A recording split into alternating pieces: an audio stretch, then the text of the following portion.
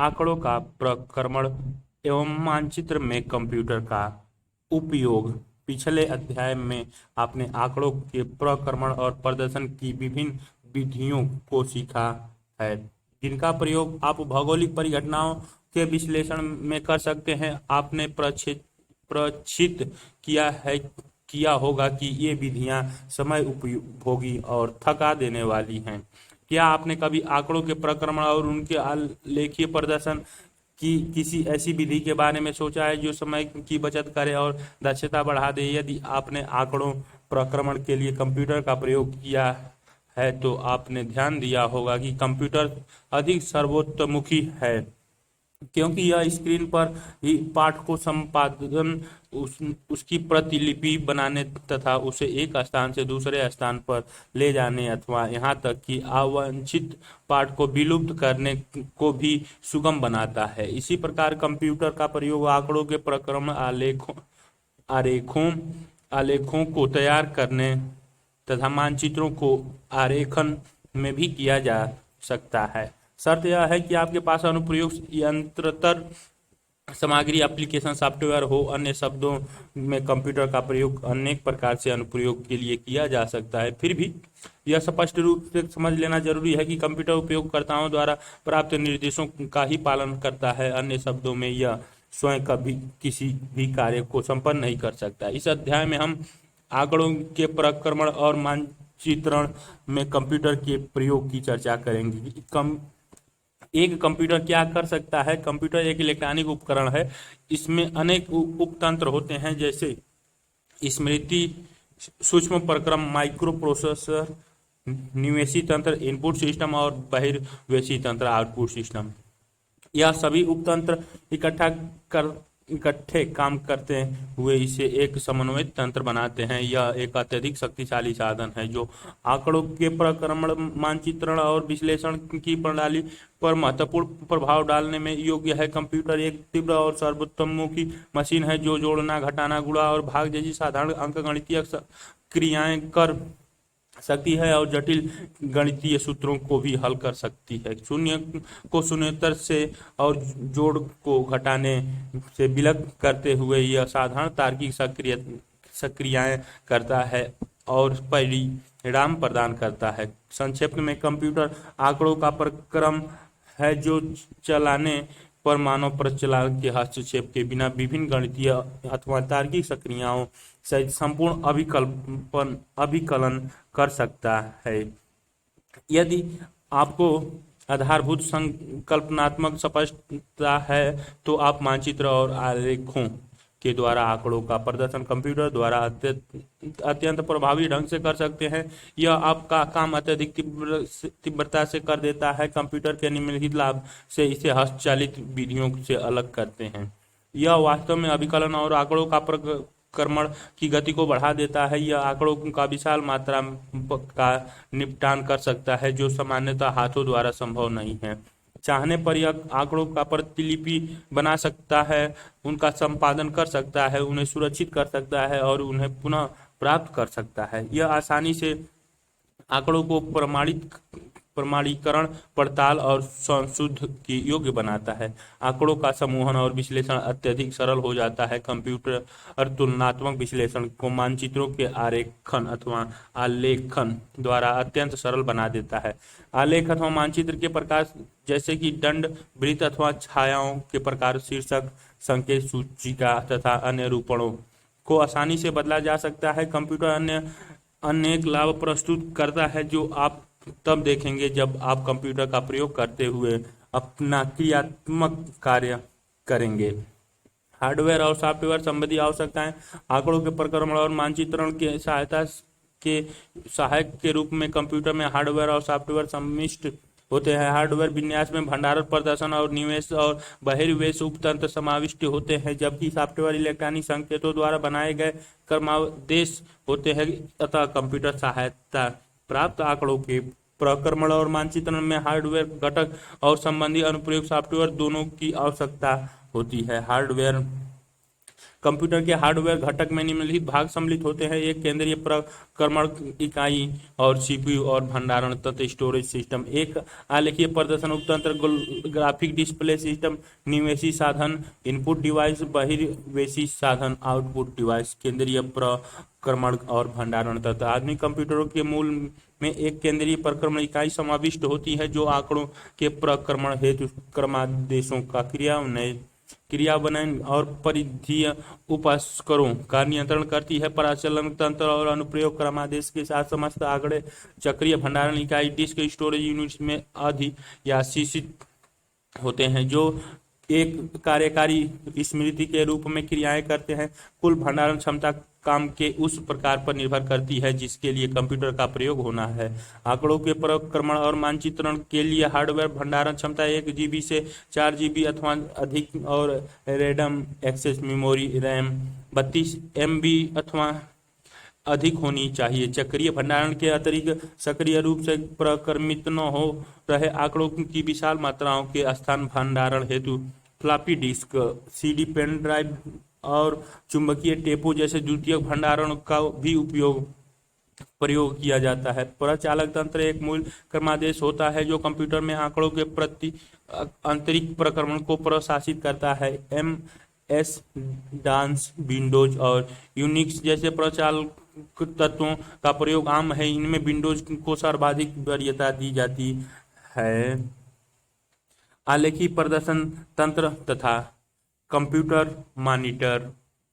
आलेखीय प्रदर्शन तंत्र तथा मॉनिटर सभी कंप्यूटरों में प्रयोग के लिए प्रधान दृश्य संचार माध्यम का कार्य करता है। सामान्यतः आलेखीय और मानचित्रण अनुप्रयोग के लिए रंगों के प्रदर्शन की संभव विशाल भिन्नता और रंगों के प्रारूपों में तीव्र परिवर्तन हेतु लुकअप तालिकाओं LUT से युक्त एक उच्च विभेदन प्रदर्शन तंत्र की वरीयता दी जाती है। निवेश उपकरण कीबोर्ड की क्रियाओं का प्रयोग करते हुए सांख्यिकीय आंकड़ों और निर्देशों को कंप्यूटर में प्रविष्ट किया जाता है। कीबोर्ड एक ऐसा महत्वपूर्ण निवेशी साधन है जो टाइपराइटर सदृश होता है। इसमें विभिन्न उद्देश्यों के लिए अनेक कुंजियां होती है। अपने व्यक्तिगत कंप्यूटर पर काम करते समय आप स्क्रीन पर एक स्फुर बिंदु फ्लैश पॉइंट देखेंगे जो संकेतक कर्सर कहलाता है।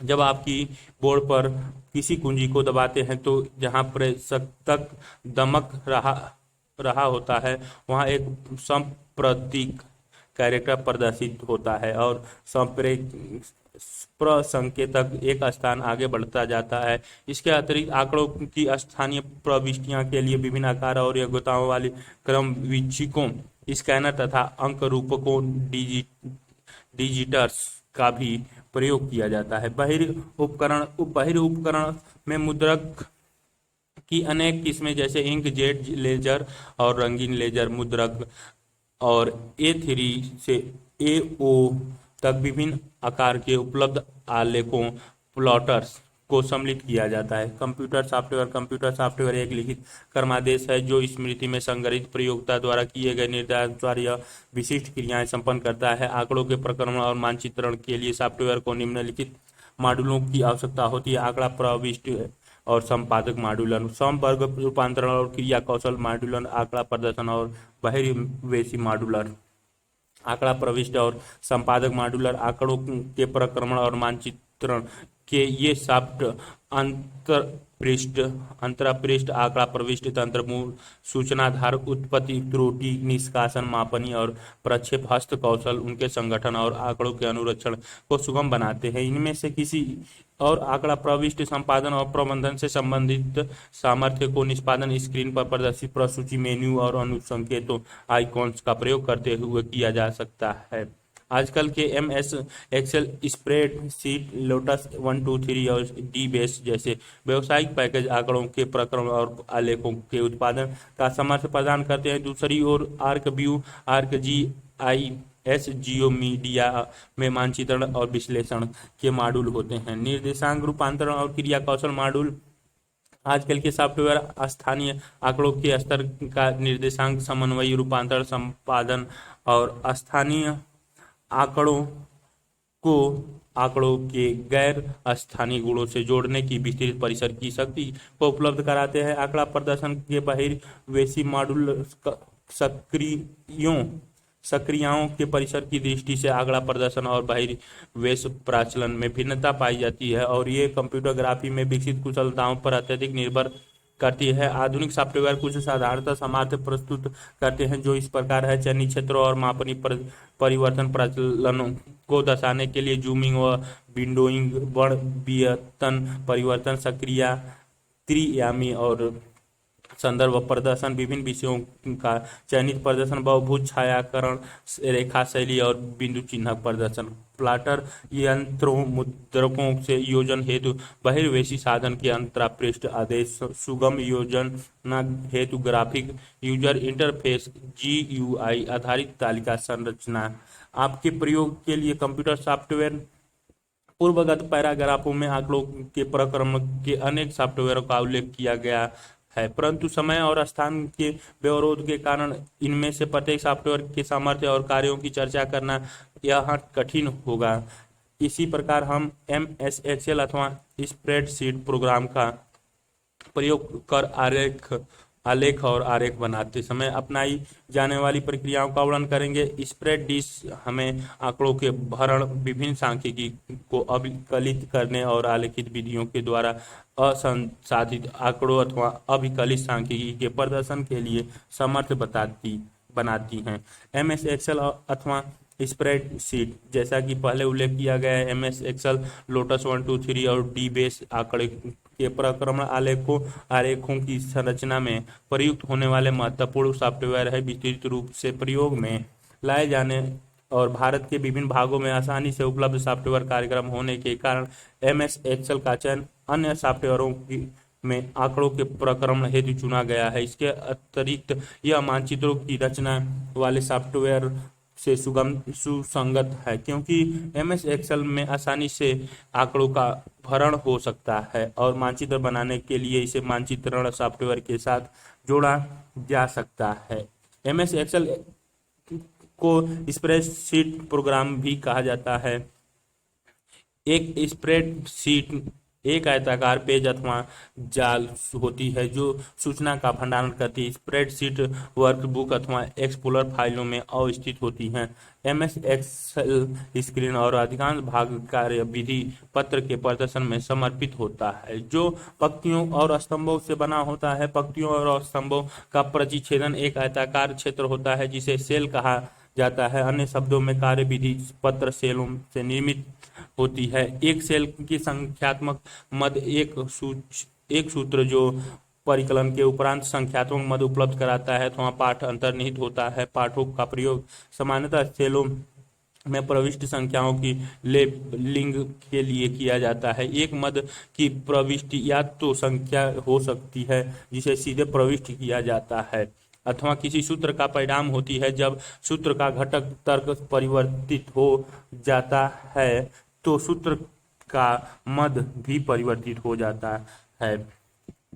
मेनू के बाद मेनू आइकन्स, उसके बाद cell address column, open worksheet, other worksheet, MS excel workbook.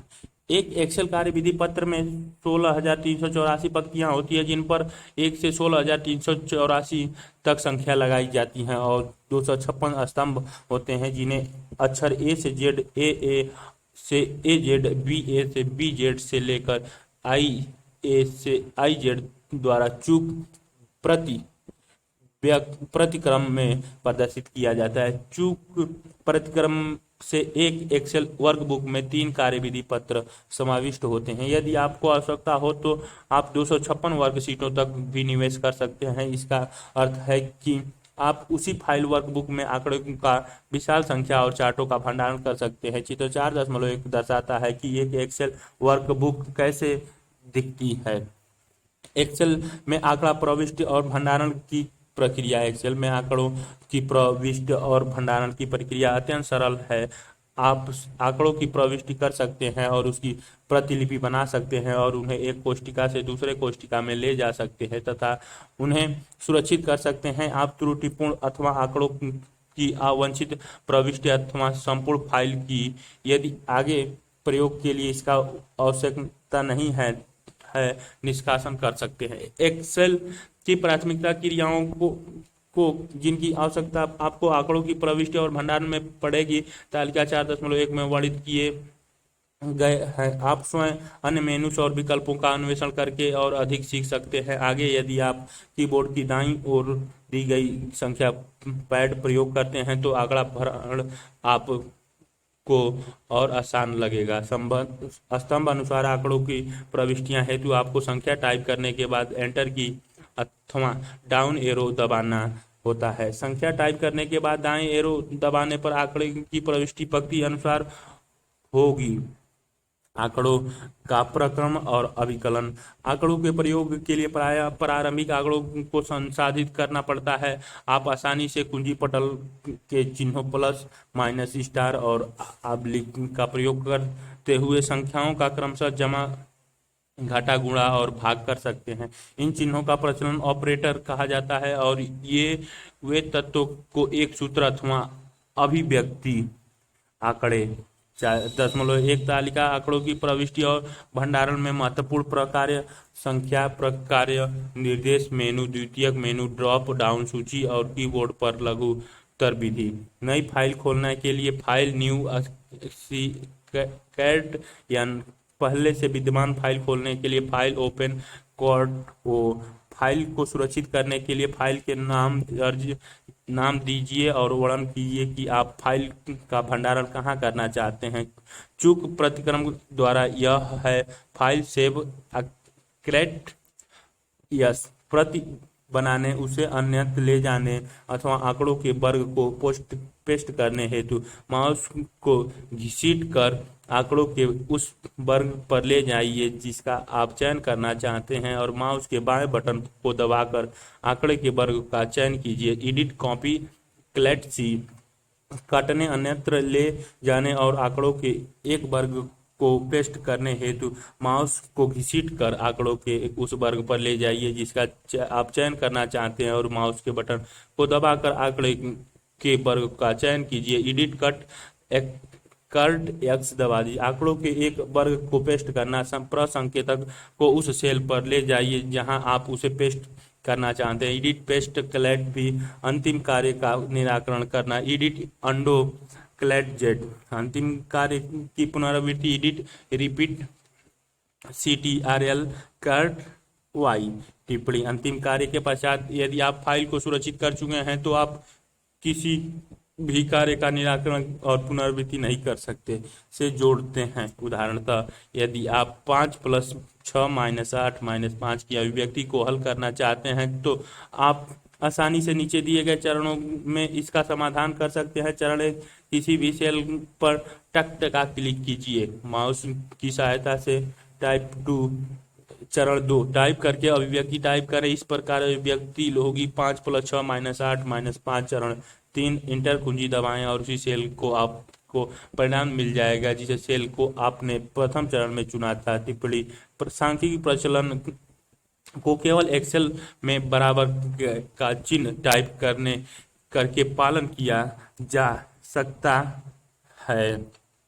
ये प्राचलक जो तत्वों को सूत्र से जोड़ते हैं एक क्रम में हल किए जाते हैं।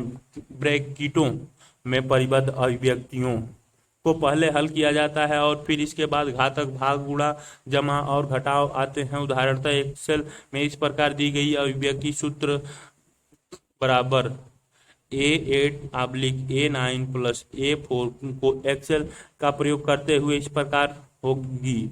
सर्वप्रथम वह सेल A9 व सेल A4 में प्रविष्ट मदों को जोड़ करेगी और तब A8 के मदों को योगफल से विभक्त करेगी। आगे यदि आप कुल जनसंख्या में नगरीय जनसंख्या के प्रतिशत अंश पर अपने समय बोधक और शेष पूर्ति करना चाहते हैं तो आपको भारत के विभिन्न राज्यों के नगरीय जनसंख्या के प्रतिशत का परिकलन करना होगा। ऐसा करने के लिए आपको भारत के प्रत्येक राज्य की कुल जनसंख्या और नगरीय जनसंख्या के आंकड़ों की आवश्यकता पड़ेगी। यदि आप निम्नलिखित चरणों का पालन करें तो वर्कशीट आसानी से आपको प्रत्येक राज्य की नगरीय जनसंख्या का प्रतिशत निकाल देगी। चरण 1 स्तंभ अर्थात प्रथम स्तंभ अर्थात स्तंभ ए में राज्यों के नाम प्रविष्ट कीजिए। दूसरा चरण स्तंभ बी में प्रत्येक राज्य के तदनुरूप नगरीय जनसंख्या के आकार को प्रविष्ट करें। चरण 3 स्तंभ सी में तदनुरूपी राज्यों में कुल जनसंख्या के आकार को प्रविष्ट करें। चरण 4 स्तंभ डी और पंक्ति 2 में बराबर टाइप करके B2/C2 टाइप करें। यह आंध्र प्रदेश की नगरीय जनसंख्या को उसी राज्य की कुल जनसंख्या से भाग देना है और स्टार 100 से गुणा इस प्रकार अभिव्यक्ति बनती है बराबर B2/C2 स्टार 100। चरण 5 एंटर की को दबाएं। यह आपको अभिव्यक्ति का हल बताएगी जो कि आंध्र प्रदेश की नगरीय जनसंख्या का प्रतिशत है। चरण 6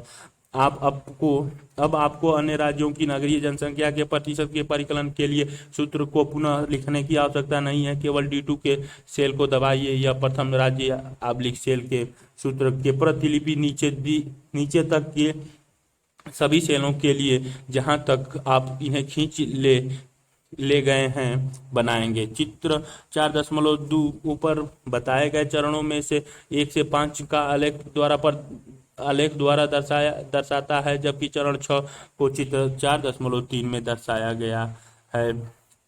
ये आंध्र प्रदेश की जनसंख्या, अर्बन पॉल्यूशन और टोटल पॉल्यूशन दिखाई गई है। Percent of urban pollution B2/C2 into 100 Arunachal Pradesh के लिए भी कर सकते हैं, असम के लिए भी, बिहार के लिए भी, छत्तीसगढ़ के लिए, गुजरात हरियाणा के लिए। MS एक्सेल में कोष्ठिका प्रचलन 4.2 चित्र में दिखाई गई है। Urban pollution, total pollution, percentage of urban pollution. Andhra Pradesh के लिए टोटल पॉल्यूशन में डिवाइड कर दिया गया तो ये परसेंट निकल गया। अरुणाचल प्रदेश, असम, बिहार, छत्तीसगढ़, गुजरात, हरियाणा, हिमाचल प्रदेश, जम्मू कश्मीर, झारखंड, कर्नाटक और केरला के लिए सबके लिए 27, 20, 12, 10, 20, 37, 29, 9, 24, 22, 30, 25% निकाली गई है। MS एक्सेल पर खींचकर प्रतिलिपियां बनाना। आपको अध्याय 2 में कुछ आधारभूत सांख्यिकी विधियां जैसे केंद्रीय प्रवृत्ति का माप, प्रकीर्णन और सहसंबंध से ही परिचित कराया जा चुका है। इन तकनीकों की संकल्पना और मूल कारणों को आप समझ चुके होंगे। वर्कशीट क्रियाओं के उपयोग से इन सांख्यिकी का अभिकलन करने की अनुवर्ती पैराग्राफ में चर्चा की जाएगी। MS एक्सेल में अनेक अंतर्निर्मित सांख्यिकी और गणितीय क्रियाएं हैं। ये क्रियाएं इंसर्ट मेनू में अवस्थित हैं। इन क्रियाओं का प्रयोग करने के लिए इंसर्ट मेनू को क्लिक करें और ड्रॉप डाउन सूची से क्रिया F(x) का चयन करें। ध्यान दें कि आपका संकेत उसी सेल पर स्थित होना चाहिए जहां आप सूत्र को प्रकट करना चाहते हैं। केंद्रीय प्रवृत्तियां का प्रतिनिधित्व मध्य, माध्यिका और बहुलक द्वारा किया जाता है। गणितीय माध्य, जिसे औसत भी कहा जाता है, केंद्रीय प्रवृत्तियों का परिकलन करने की आमतौर पर प्रयोग में लाई जाने वाली विधि है। MS एक्सेल में इसे लोकप्रिय नाम औसत एवरेज द्वारा निर्दिष्ट किया जाता है। उदाहरण के तौर पर हम एक्सेल में औसत एवरेज क्रिया द्वारा भारत में विभिन्न दशकों के दौरान माध्य शास्य गहनता का परिकलन करेंगे। इसके लिए निम्नलिखित सोपान का अनुसरण करते हैं। सोपान फर्स्ट स्टेप, यानी जैसा कि चित्र 4.4 में दर्शाया गया। वर्कशीट में वर्णानुसार शास्य गहनता के आंकड़े को प्रविष्ट करें। सोपान 2, माउस का प्रयोग करते हुए B12 सेल पर क्लिक करिए। सोपान 3, इंसर्ट मेनू पर क्लिक कीजिए और ड्रॉप डाउन सूची में से F(x) क्रिया चुनिए। इससे इंसर्ट फंक्शन डायलॉग बॉक्स खुलेगा। सोपान 4, डायलॉग बॉक्स पर सेलेक्ट कटघरी में से स्टैटिस्टिकल्स का चयन कीजिए। सेलेक्ट 5 सोपान में सेलेक्ट और फंक्शन बॉक्स में एवरेज औसत को क्लिक कीजिए और ओके बटन दबाइए। यह फंक्शन आर्गुमेंट नामक अन्य डायलॉग बॉक्स खोलेगा। सोपान 6, या तो आंकड़ों के डायलॉग बॉक्स के फंक्शन आर्गुमेंट के नंबर 1 बॉक्स में पहले दशक आंकड़ों का सेल परिसर प्रविष्टि लीजिए, अथवा माउस CI या C1 $50 1950 के दशक के वर्णानुसार राज्य गहनता दर्शाएगी। माउस का बायां बटन दबाकर संकेतक कर्सर को आंकड़ों के सेल परिसर पर खींचिए। सोपान 7 फंक्शन आर्गुमेंट डायलॉग बॉक्स पर ओके का बटन दबाइए। यह 1950 के दशक के वर्षों की सेल 12 में से जहां आरंभ में अपने संकेत रखा था। माइक्रोसॉफ्ट एक्सेल डाटा फाइल पे फर्स्ट ईयर यानी एक 50 से स्टार्ट करिए, 1950 से 51, 52 से 51 से 52, 52 से 53, 53 से 54, 54 से 55, 55 56, 56 से 57, 57 से 58, 58 से 59, 59 से 60, ABCDEFGHKIJ करके MS एक्सेल में सांख्यिकी क्रियाओं का प्रयोग करते हुए माध्य का परिकलन कर सकते हैं। सोपान 8 ऊपर दिए गए सोपान में 1 से 7 का अनुसरण करते हुए अन्य दशकों के लिए भी माध्य का परिकलन कीजिए और अथवा B12 सेल के आयतों से एक छोटे वर्ग का चयन करते हुए प्रसंकेतक कर्सर को दाईं ओर उस पंक्ति में खींचिए अथवा आप B12 सेल की प्रतिलिपि को D12, F12 और J12 पर पेस्ट कर दीजिए। इससे आपको क्रमशः 1960, 1970, 1980 और 1990 के दशक की माध्य सान्यता गहनता प्राप्त होगी। ये सोपान आगे चित्र 4.6 द्वारा प्रदर्शित 4.4 में समझाए गए हैं।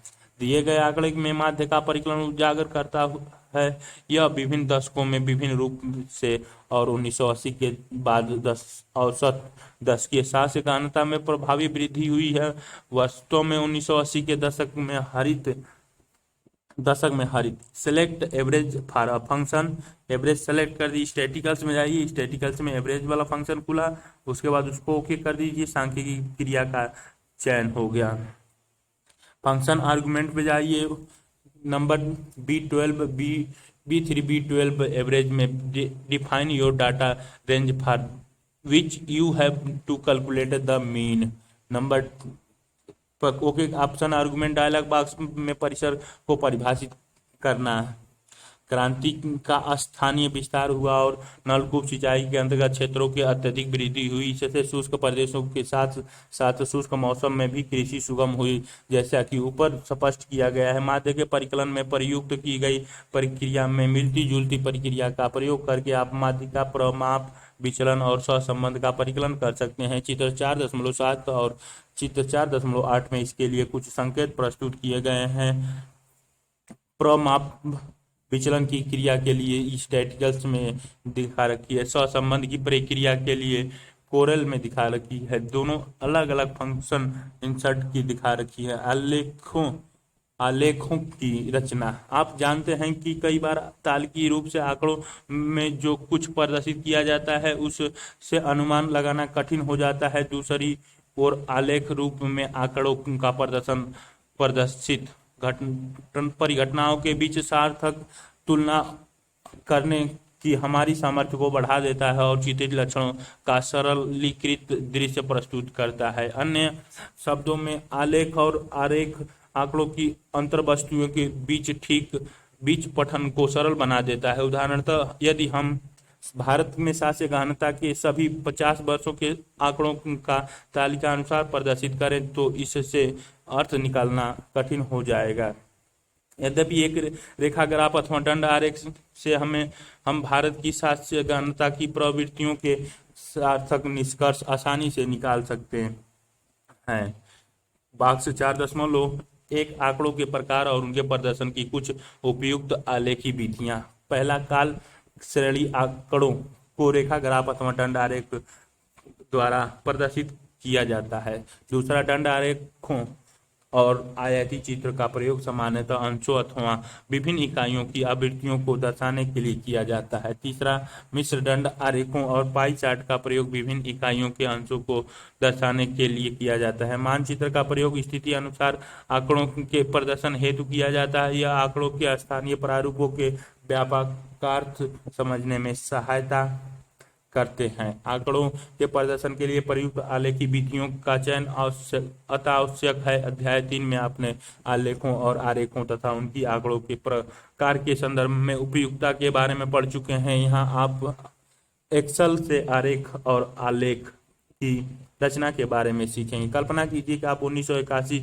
और 2001 के दौरान विभिन्न औद्योगिक वर्गों में कर्मियों के अंश में होने वाली परिवर्तन को प्रदर्शित करना चाहते हैं। तो इसके लिए सर्वाधिक उपयुक्त आलेखीय विधि दंड आरेख होगी, क्योंकि यह विभिन्न वर्षों में परिवर्तन की स्पष्टता को दर्शाती है। दंड आरेखों के निर्माण हेतु निम्नलिखित सोपान आवश्यक हैं। पहले सेलेक्ट द सेल।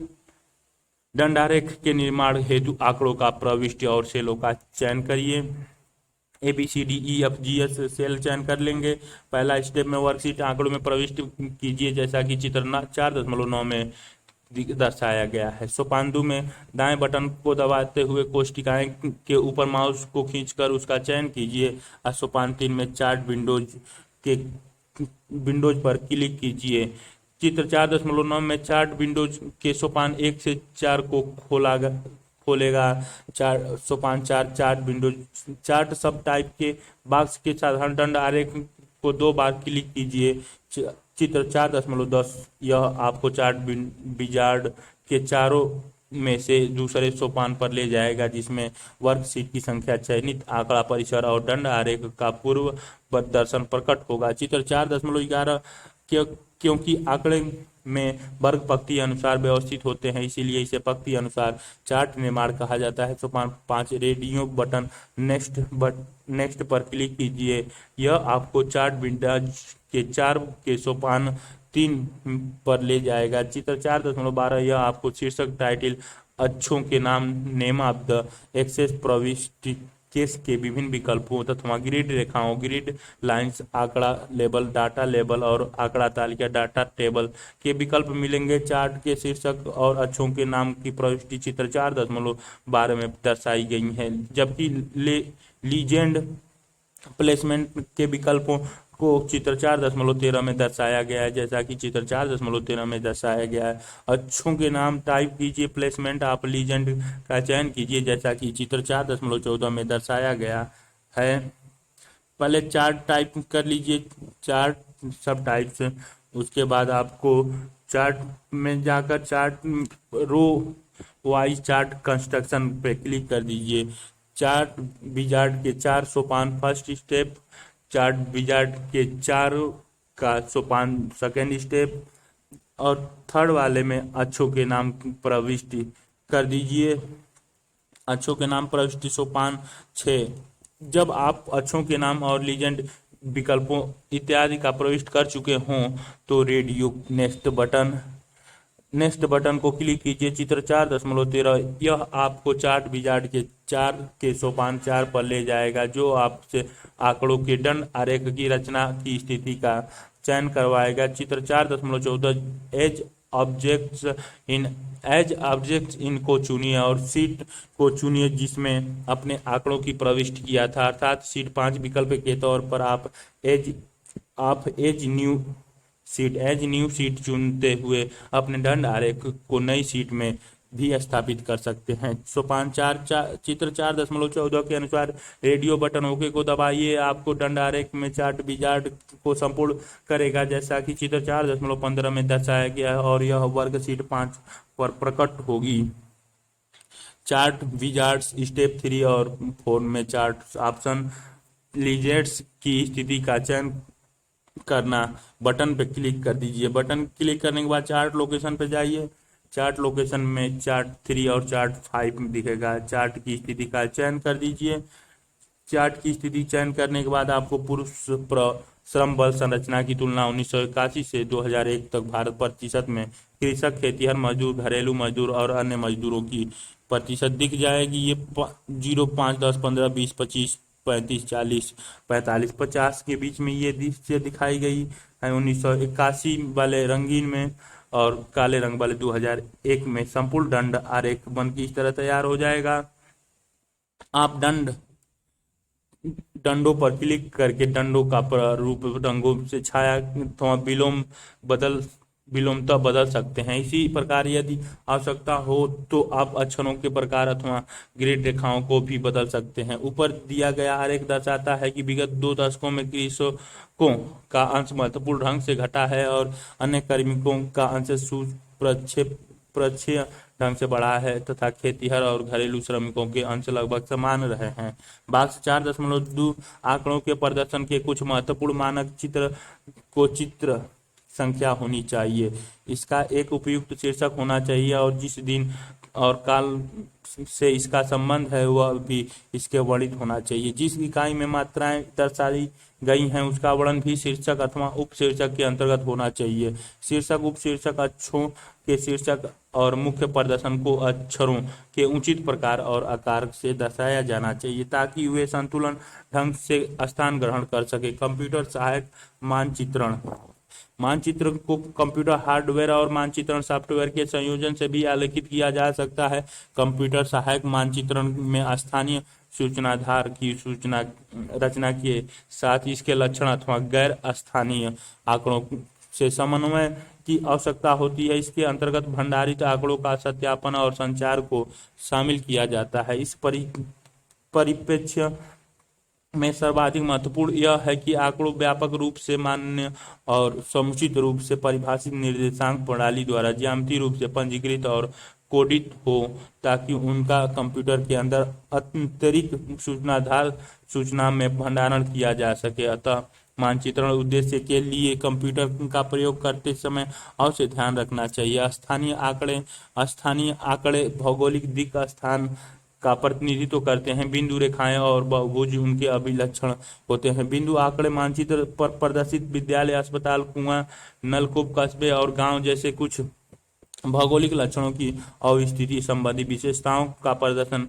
करते हैं। अन्य शब्दों में यदि हम मानचित्र पर यह परिमाप रहित मापनी किंतु अवस्थिति के संदर्भ में वस्तुओं की उपस्थिति दर्शाना चाहते हैं तो हम बिंदुओं का प्रयोग करते हैं। इसी प्रकार रेखाएं सड़कों, रेलवे लाइनों, नहरों, नदियों, शक्ति और संचार पथों जैसे रेखीय लक्षणों को चित्रित करती हैं। बहुभुज किसी क्षेत्र विशेष को परिबद्ध करती है। अंतर संबंधित अनेक रेखाएं से बनते हैं और इनका प्रयोग प्रशासकीय इकाइयों, देशों, जिलों, राज्य और खंडों, भूमि उपयोगों, प्रकारों, कृषि क्षेत्र, वन्य भूमियों, अवक्रमिक परिधि भूमियों, चारागाहों इत्यादि तथा तालाब, झीलों इत्यादि जैसे लक्षणों को दर्शाने के लिए किया जाता है। गैर स्थानिक आंकड़े स्थानिक आंकड़ों का वर्णन करने वाले आंकड़े गैर स्थानिक आंकड़ों अथवा गुण न्यास कहलाते हैं। उदाहरण के लिए तौर पर यदि आपके पास आपके विद्यालय की स्थिति दर्शाने वाला मानचित्र है तो आप विद्यालय का नाम, उसके द्वारा प्रदत्त विषय धारा, प्रत्येक कक्षा में विद्यार्थी की अनुसूची, पुस्तकालय, प्रयोगशाला,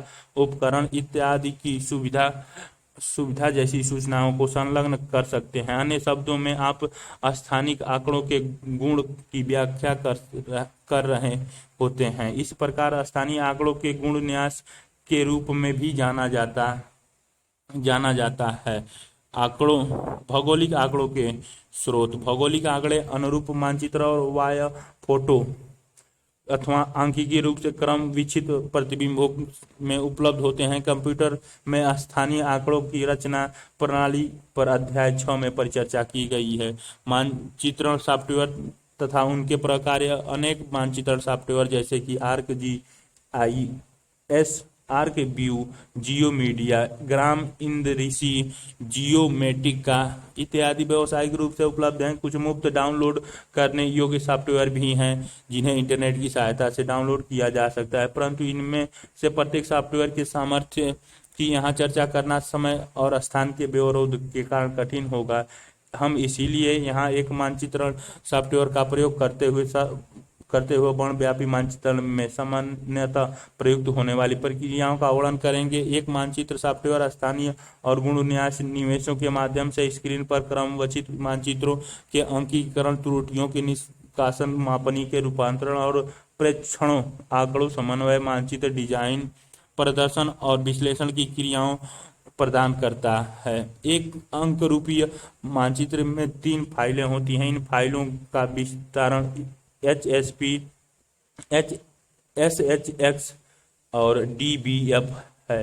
DBF फाइल डीबेस फाइल है जिसमें गुण न्यास होता है और यह SHX और SHP से जुड़ी होती है। दूसरी ओर SHX और SHP फाइलों में स्थानिक मानचित्र सूचना होती है। DBF फाइल का संपादन MS एक्सेल में किया जाता है। आपके पास उपलब्ध मानचित्र सॉफ्टवेयर का प्रयोग करते हुए आप एक बड़मात्री मानचित्र की रचना कर सकते हैं, बशर्ते आप उस सॉफ्टवेयर का नियमन पुस्तिका में दिए गए सोपान का अनुसरण करें। यदि आप सॉफ्टवेयर में उपलब्ध विभिन्न विकल्पों के साथ प्रयोग करें तो आप विभिन्न विधियों का प्रयोग करते हुए आप अनेक प्रकार के मानचित्र की रचना कर पाएंगे।